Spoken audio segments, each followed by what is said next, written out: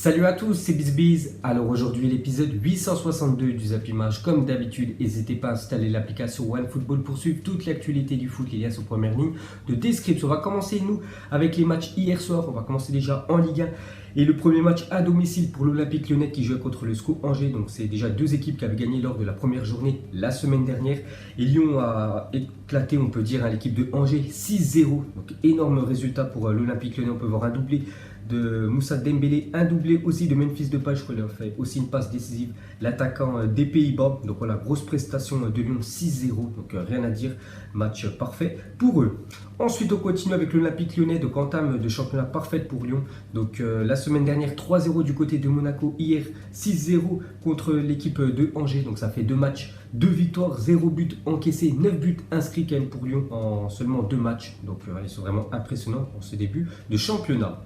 Et pour finir avec l'Olympique Lyonnais, on va parler du trio d'attaque, donc Aouar, Depay et Dembélé après 2 matchs en Ligue 1. Donc Oussem Aouar qui a ouvert le score hier contre l'équipe de Angers, donc un but, 2 passes décisives. Memphis Depay il est déjà à 3 buts en 2 matchs. Et une passe D pour l'attaquant des Pays-Bas et Moussa Dembélé 3 buts. Donc voilà des stats quand même impressionnantes pour le trio d'attaque de l'Olympique Lyonnais. Ensuite on quitte la France, direction de l'Allemagne. On va parler du premier match du champion en titre la saison dernière, le Bayern Munich, qui a fait de partout contre le Hertha Berlin à domicile. Donc un petit couac. Bon après c'est le début du championnat bien évidemment. Il faut que tout se mette en place. Et bien sûr le Bayern sera encore une très bonne équipe cette année du championnat allemand. Mais pour ce premier match, c'est 2 partout. On peut voir que Robert Lewandowski a inscrit un doublé. Ensuite on quitte l'Allemagne, cette fois-ci direction l'Espagne. Il y a aussi l'équipe championne d'Espagne en titre qui commençait son championnat hier. C'est l'équipe du FC Barcelone. J'ai regardé la première mi-temps. C'était du côté de l'Athletic Bilbao. Donc voilà, on peut voir le score final à 1-0 pour l'Athletic Bilbao. Donc le Barça, j'ai regardé la première mi-temps, je l'ai dit, c'était très moyen. Donc déjà il manquait Lionel Messi qui était blessé. Antoine Griezmann et Dembélé étaient en attaque. Donc c'était Luis Suarez en 9, donc Griezmann à gauche. Donc Griezmann, c'est pas du tout son poste quand même d'être ailier gauche. On sait que Griezmann c'est un numéro 9, il doit être dans l'axe. Et j'espère qu'il va après changer un de poste, que s'il fait toute l'année du côté gauche dans l'équipe du FC Barcelone, ça risque d'être compliqué pour le français. Donc voilà, Bilbao 1, Barça 0. N'oubliez pas que l'équipe du FC Barcelone l'année dernière avait perdu son premier match en Liga. Je crois que c'était aux alentours du mois de novembre ou mois de décembre. Alors que là, ils ont déjà perdu après simplement la première journée. Donc c'est Aduriz qui a inscrit un sublime but. Donc on continue avec Aduriz est entré à la 88e minute. Il n'était même pas titulaire. Donc il a marqué à la 89e minute, donc une minute après son entrée, il a marqué un sublime but parce qu'il a marqué quasiment un retour acrobatique, un ciseau absolument merveilleux pour donner la victoire à Bilbao. N'oubliez pas que ce joueur a quand même 38 ans. Ensuite on continue avec la défaite du FC Barcelone, donc bien évidemment en Espagne, ça fait la une des journaux sportifs. Donc on peut voir déjà la une du journal Mundo Deportivo et aussi la une du journal Sport. On peut voir Antoine Griezmann très déçu après cette première défaite. Ensuite, une déclaration de l'entraîneur du FC de Barcelone après la défaite hier soir. Il a dit: j'affronterai la saison prochaine comme les précédentes. L'entraîneur de Barcelone est toujours sous le feu des projecteurs. Les défaites comptent plus que les victoires. Il y a toujours des critiques, c'est la réalité et je l'accepte. Donc voilà ce qu'il a dit, que bien évidemment au FC Barcelone on regarde plus les défaites que les victoires, parce que normalement ça s'enchaîne les victoires côté Barça. Mais quand il y a une défaite, bien sûr, c'est pas, on peut dire, une crise. Voilà, ils ont juste perdu un match hier. Et bien évidemment, il ne faut pas que ça continue pour Valverde, parce qu'on sait que les entraîneurs en Espagne, si les mauvais résultats continuent, tout simplement ils se font licencier. Ensuite, on continue avec l'équipe du FC Barcelone. Donc mauvaise soirée quand même pour eux. Pourquoi? Donc déjà ils ont perdu le match. Ils ont aussi perdu sur blessure Luis Suarez, qui a contracté une blessure musculaire à la jambe droite contre Bilbao. Des tests médicaux seront effectués aujourd'hui pour en savoir plus. Donc dès que j'en sais plus les gars, je vous dirai voilà, ce qu'a Luis Suarez. Donc n'oubliez pas que Messi est déjà blessé, Luis Suarez est blessé aussi. Donc que des mauvaises nouvelles pour l'équipe du FC Barcelone.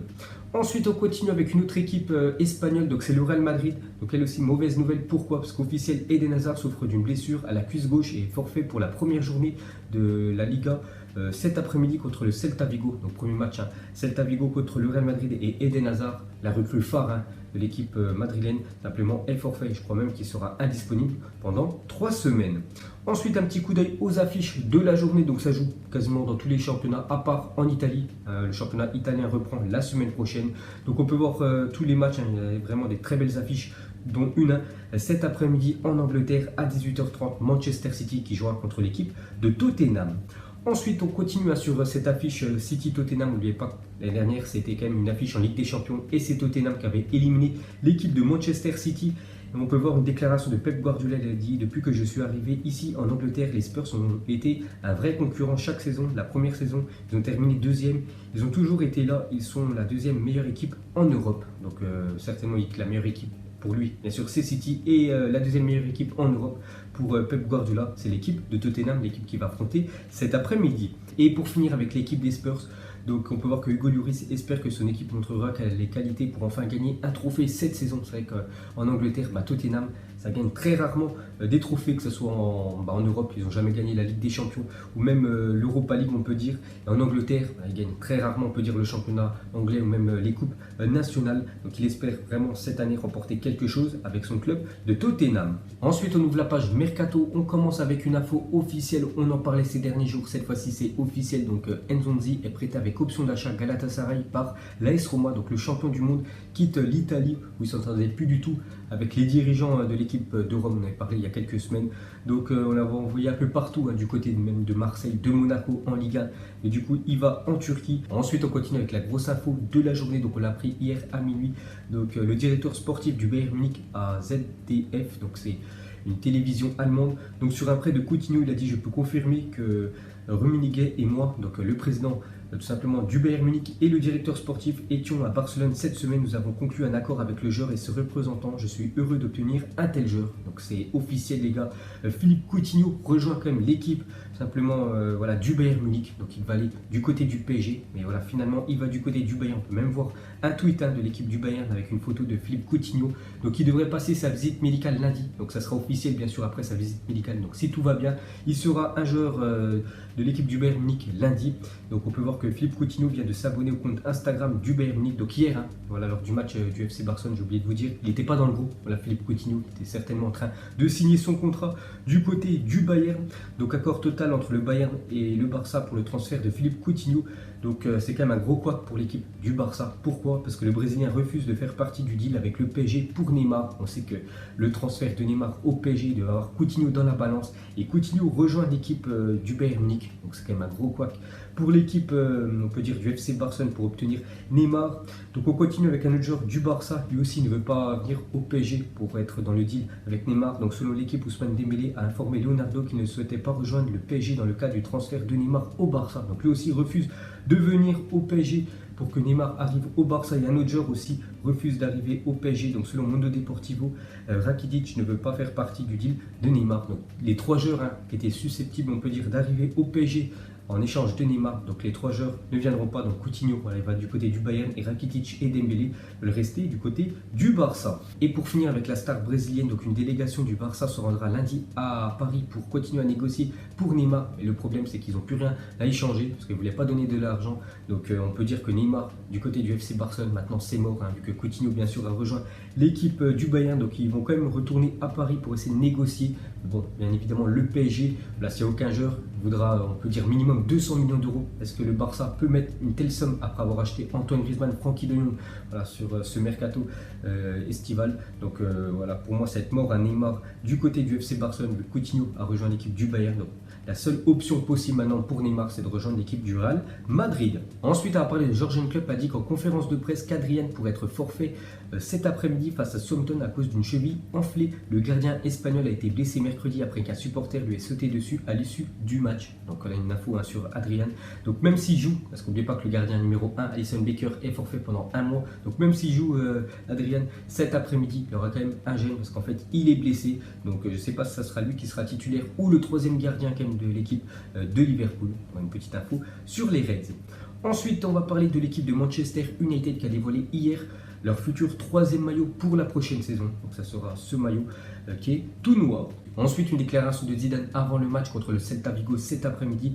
Il a dit qu'il semblait que Gareth Bale allait partir, mais aujourd'hui, il est ici avec nous. La dynamique change, les choses changent désormais. Je vais compter sur lui comme sur les autres. Donc avant, je ne voulais pas du tout entendre parler de Gareth Bale pour la prochaine saison. Et après, on peut dire la blessure de Asensio. Donc il a dû revoir ses plans, on peut dire Zinedine Zidane. Donc il compte conserver Gareth Bale pour la prochaine saison.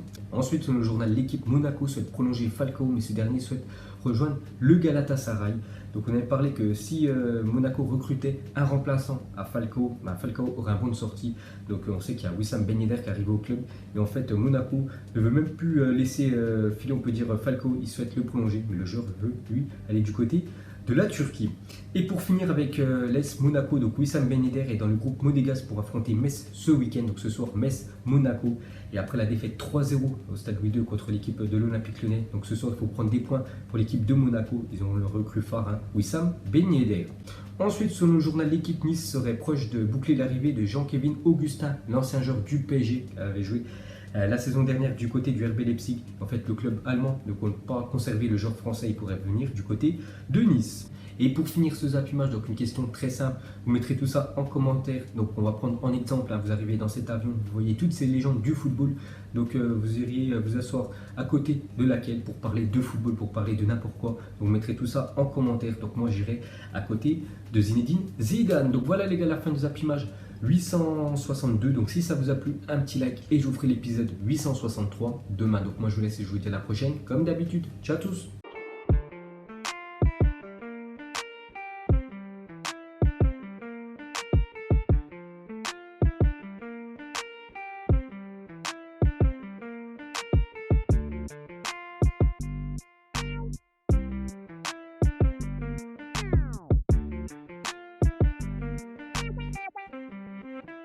Non-committal.